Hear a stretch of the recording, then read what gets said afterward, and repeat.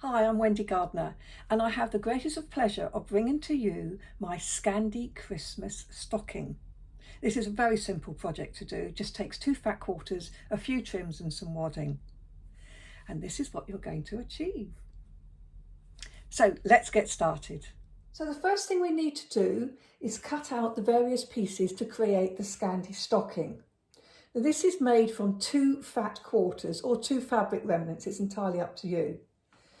Using the template, you're going to cut out the template and then lay it on your fabric with the fabric right sides together. Now the template isn't quite long enough because I've actually done it to an A4 sheet, so it's quite easy for you to reproduce, but you do need to extend it by 6 centimetres on the top edge.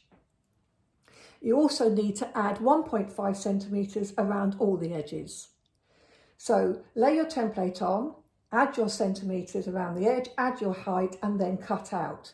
And you're going to cut out 2 in main fabric, 2 in lining fabric and also 2 in wadding. As well as these, you're going to need 2 cuffs. So again, 2 pieces of fabric. Now this is 13.5 centimetres by 17.5 centimetres, 2 of these, and then half that size in wadding, because that cuff will be folded in half. So you only need wadding on half of it. As well as those pieces, I've cut out 2 strips to make a rosette flower, and I'll give you the dimensions of those later. And I have chosen some ribbons ready to add trims to my lovely stocking before I put it together. The best way of keeping these trims in place is actually to use something like Bondaweb. Now these are Bondaweb tapes, so they have glue on both sides and they're paper backed. I've used the 10, which is 10 millimetres wide. That's great for your narrower ribbons. And also if you've got wider ribbons, I've got the 2.5 here. You can also get 6 millimetre wide. Now, if this is slightly wider than you need, remember to trim it down before you start fusing it with your iron, because if you do, you'll get the webbing on the iron. So that's my pieces already. The next step is to go to the ironing board and fuse on my ribbons ready to stitch them in place.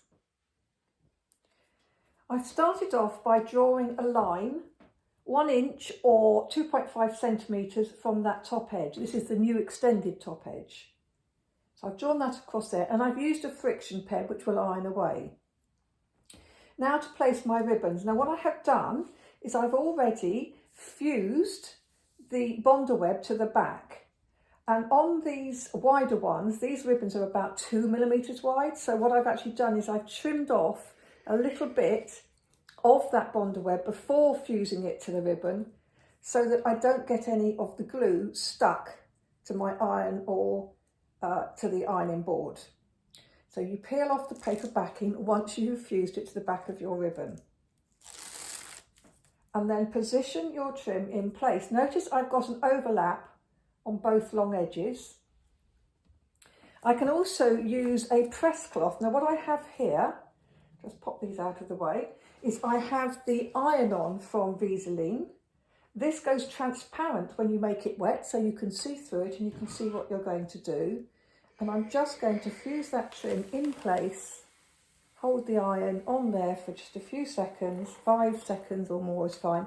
This has got a low tack, so you don't have to fuse it in place for a great deal of time. And once that one's done, I'm ready to add the next one. Now because that's quite a wide and just a sort of creamy trim, I'm actually going to add another ribbon on top. So again, this time I've used the 10 millimetre wide or the 1 centimetre wide Bonder tape. Peel off the paper backing and on it goes. Now I'm just going to centre it into the middle of that ribbon. Flip over my press cloth carefully so it keeps it in place, and again fuse it in place. So this is how easy it is to fuse those ribbons, and by fusing them in place it means that I don't have to worry about them moving out of line when I actually go to stitch them. So I'm going to continue to do that, and of course you can lay them out first to decide how best to do them, how much gap to put between them, but use the edge of the one that you've marked to then lay out all the rest.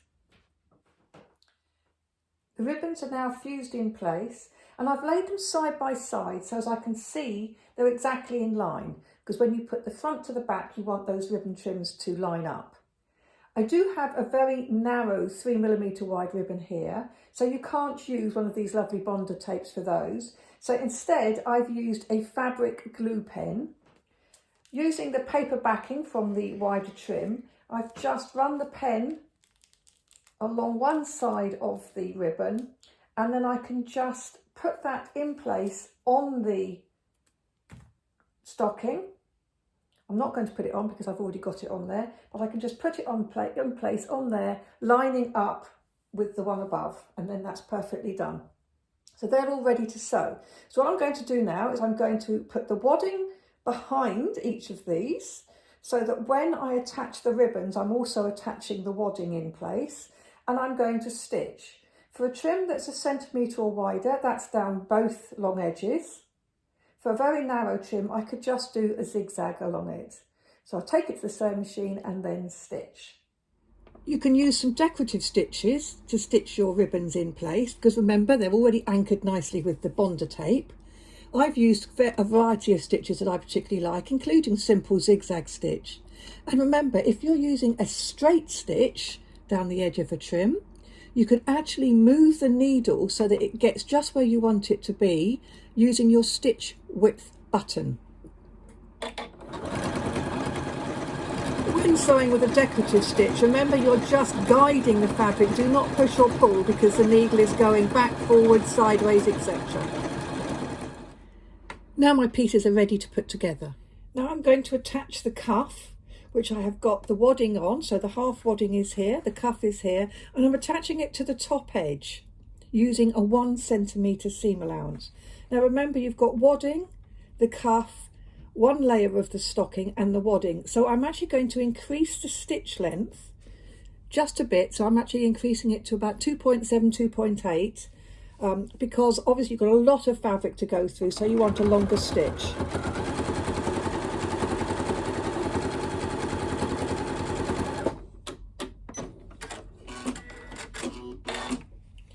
Having done that, you can open that up.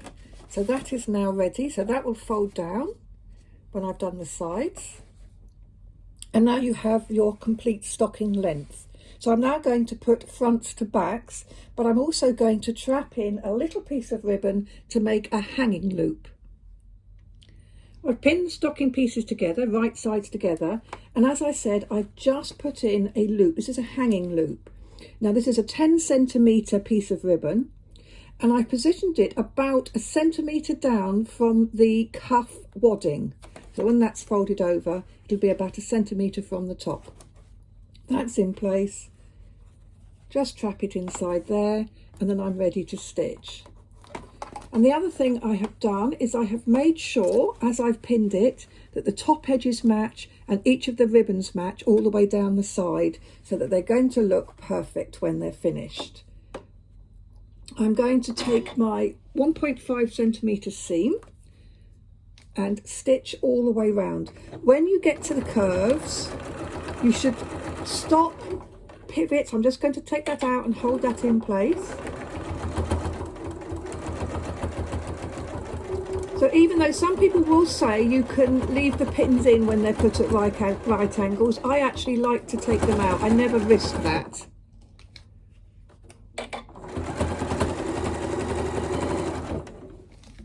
And remember, I'm still using that slightly longer stitch length because I have the wadding on both sides. So as I get to here, I can gently ease it around. But if I get to a part that is a bit difficult to squish it round, then leave the needle down, raise the presser foot, pivot, lower the presser foot, and continue on your way.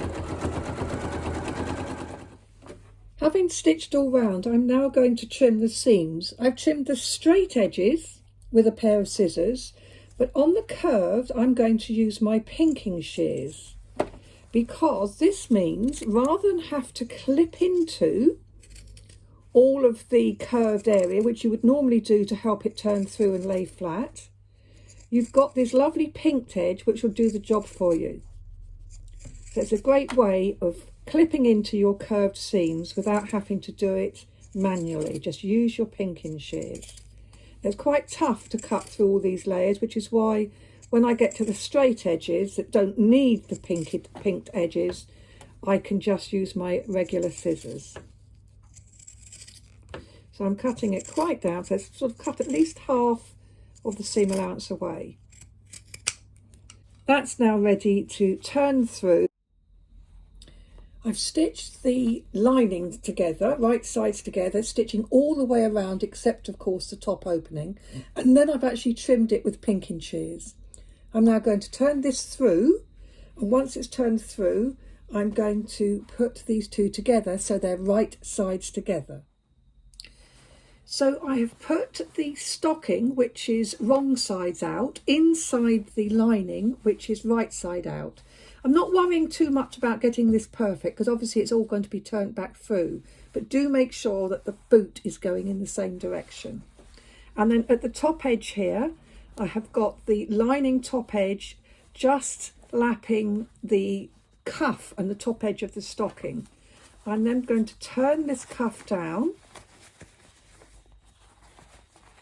So you turn the cuff down until it is just about lapping the top edge of the lining, and that, if you remember, we have the hook there, that's about 1 centimetre from the top edge. So we turn it down like that and then just tuck under the raw edge, pin that in place, and then we're going to hand stitch around that edge to hold it in place. I'm just making sure I don't pin through all layers, just pin the cuff to the lining, which I'm going to hand stitch. Bit fiddly, but worth it. So there's my stocking all done, turned through, cuff in place, it's nice and neat on the inside as well, and my hanging loop ready. Now that's finished unless you want to add the optional extra, which is the rosette flower. So that's a choice of yours, but I will show you how to make it in case you'd like to. I've cut 2 strips of fabric. One is 4 centimetres by 40 centimetres, and then I've pinked one long edge. I've then put it into a loop and sewn the end together, so I've now got a loop.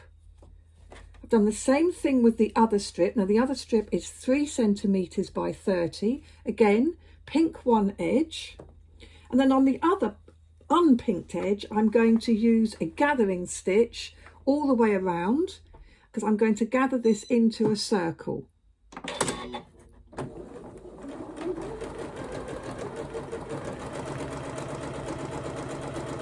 So remember, you don't want to fix the stitch top or bottom, you're just gathering.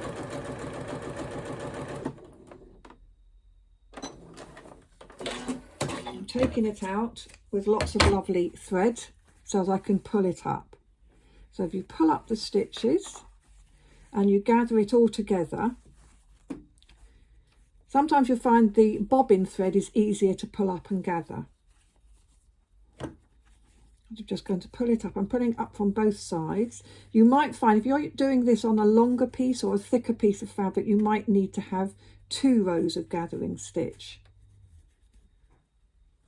Gather it as far as you can to get it into a circle, and then you repeat for the other piece. So the idea is that you're going to have a sort of rosette circle like that with the centre all gathered up, and then you're going to do the same with that and layer this on top of that one, and then top it with a little button before attaching it to your stocking. Having gathered my strips together, I've then stitched between the edges just to hold that in place, and then stitched them together. And now I'm going to top it with a button which will cover all those raw edges. Just pop a button in place, and then I can stitch through.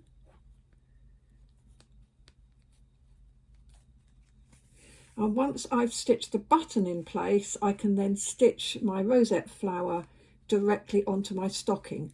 Where you put it is entirely up to you. I quite like it sort of opposite the hanging loop, so on the top. And because I'm using my quick and easy button stitching technique here, so I'm going through all of these layers at the back, what I'm doing is I've used a double thread. So pull off a long piece of thread from the cotton reel, fold it in half, put the fold through the eye of the needle, and then you only need to go through the button a couple of times because you've got 4 threads at work all the time. So that's now ready to attach, and I'm just going to pop it in place about here on my stocking. So again, all I'm going to do is make sure I don't obviously go through the back and the front of the stocking. So I've got my hand inside the stocking and just a couple of stitches through, and that will hold that nicely in place. Just through the button, bit of a fiddle to work out where the holes are, but that's now firmly on. So I can take the thread to underneath the button, but on the right side, so I can actually just tie off those thread ends, and that will be my button neatly in place. So there we have it, one Scandi-style stocking with the rosette flower which I've attached to the top, ready to hang on your mantelpiece. All the best and have a lovely Christmas.